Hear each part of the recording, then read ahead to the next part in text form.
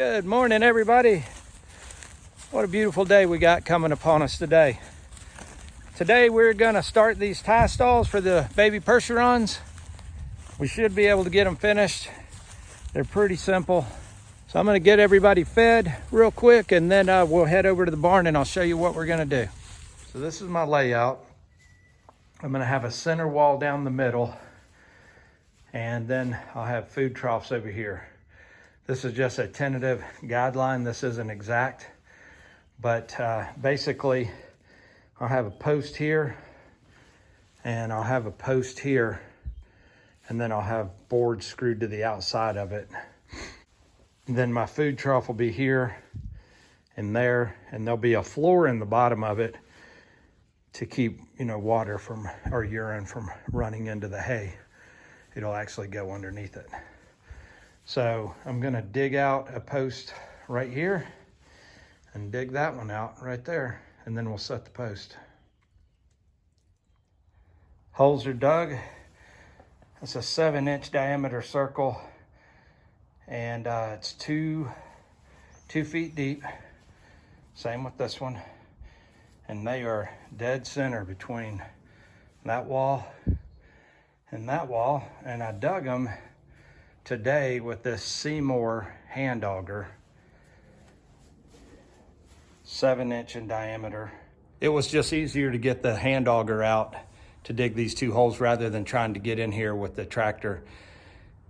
We had a little bit of rain last night and it actually turned to snow. When I got here this morning, there was snow all over the tops of the posts. And it's been so wet out here, the ground is super saturated, so we get the slightest little bit of water and it's just right on the surface and it's just a bog. And when you're walking around, it's like you're walking on a sponge. And if you get a vehicle off the driveway into the grass, you just sink down and start spinning and all that. So you get a heavy tractor with the big ag tires, it just trenches it up too bad.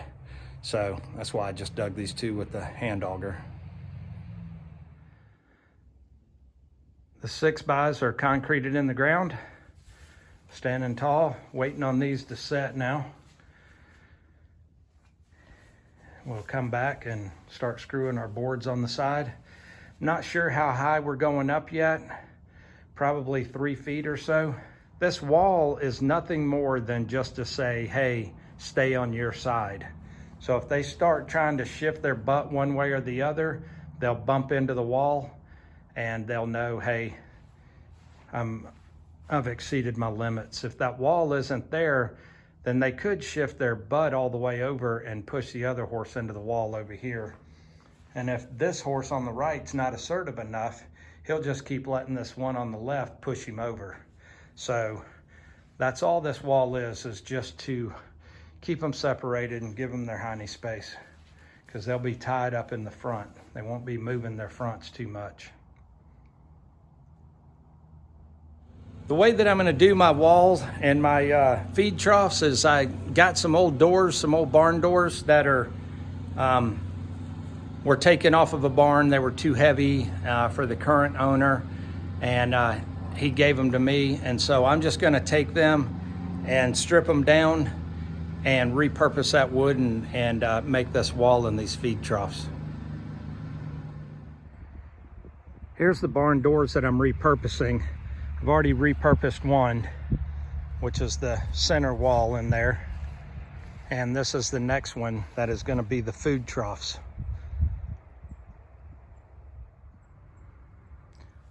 The wall with the repurposed barn wood and a step-up wall right here, which I'll explain in a minute. I cut this post off right here and I repurposed it right there. And then I just cut that post off back there, but I didn't repurpose it. I put 2 2x6s sandwiched together right there in the middle just to sturdy it up and to give me a nailer to put a 2x10 on the top. By putting the 2x10 on the top, it will give me an area to stand if I needed to stand to get up higher to the horses' backs. I can use it to set my brushes or fly spray or anything like that on, so it'll double as a table. This wall is stepped up right here because I'm gonna make something to go on the very top right here. Completed wall with the 2x10 on top. It's about 33 inches tall and it is stout. It's a repurposed barn door here. It's got a little design on it, which is kind of cool. So I stepped it up right here. And the reason I stepped it up is because I'd welded up this frame right here of leftover metal I had. And I'm gonna put the round bars in here every 4 inches. And so when they're in here feeding, they'll be able to stand up right here, look through the head stall right here, if you will, and they'll be able to see each other, but they won't be able to get to each other's grain or bite each other while they're eating. I just ginned this up real quick, and I think it's gonna work. It's just sitting up there right now. So that's why that wall is stepped up right there, because this is about, it's a little over 6 feet tall right here. So that'll keep them from getting to each other. But turned out real well. Each stall ended up being about 5 feet, 5 inches wide. A little wider than I wanted. I was shooting for a little over 5 feet, but my barn is built 12 feet on center, and I ate up as much real estate as I could by putting these 2x6s on the outside of the post over here, and then by building this wall in the middle. And I could have eaten up a couple more inches if I would have used 2x6s right here on the outside of my walls, but this is repurposed wood. The food troughs are going to be repurposed wood, and that was what I ended up with, 5 feet 5 inches. 5 feet is about the target width that you want on your tie stalls. Up to 5.5 feet is okay, but you really don't want them any bigger than 5.5 feet at the max. The reason is because you want it big enough to where they can lay down, but you don't want it big enough to where they can roll.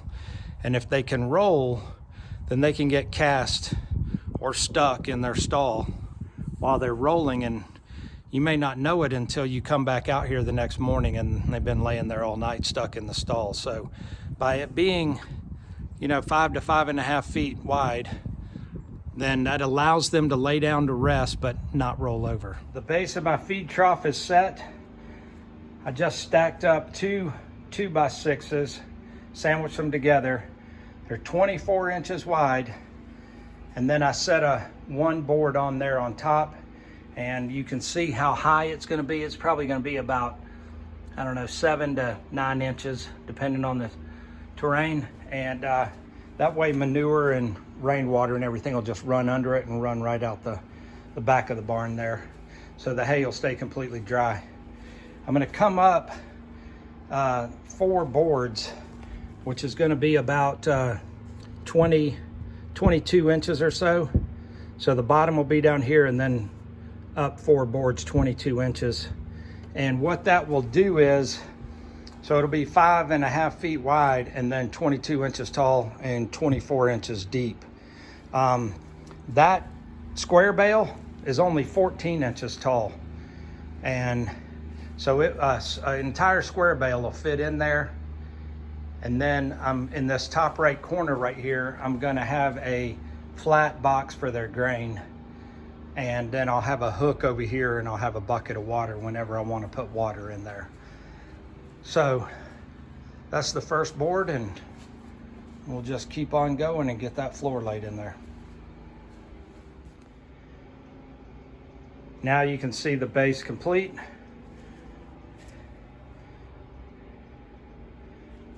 I put a face board on there to hide the gap on the bottom, and it also covers up the edge of the 2x6s.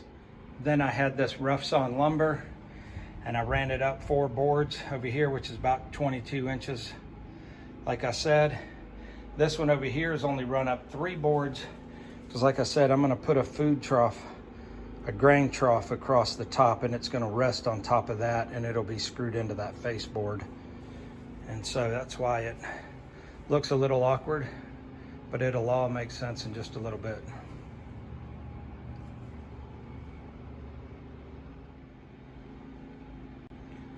Square bale fits perfectly. Got room to spare. Water bucket will be hanging over there. Grain bin will be right over there. Perfect. The finished trough. I ended up replacing that board on the bottom and went and bought some 2x. I didn't have enough to go all the way up, so I just bought some 2x. It's a lot more sturdy. And then I doubled it up on the inside here. So I've got about 3.5 inches right here to tie to. There's the grain box. It's recessed a little bit. Water bucket will hang right there. I mean, it's perfect. Couldn't be any better, I don't think.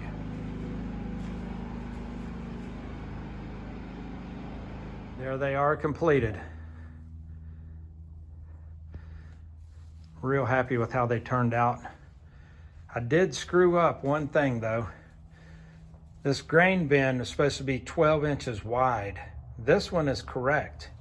You see how my 2x4s are on the outside over here. Over here, I put my 2x4s on the inside. And so instead of it being 12 inches wide inside dimensions like I had planned, this one over here is only 9 inches wide. So this one is correct. That one's incorrect. It does make a difference. 3 inches is huge. So I will be correcting it. I'm anal that way. But other than that, just gotta get the hooks over there for the buckets. I gotta finish their welding up the headstall here. I gotta do the floors yet. And then it will be complete and ready to occupy. But I've got to drill their hole right there to tie them off to. But I'm real pleased with how it turned out. Super uniform. And I think it's gonna be just fine. Well, that's gonna do it for this week. We'll just finish everything up that I just showed you next week. I appreciate you watching and have a good one.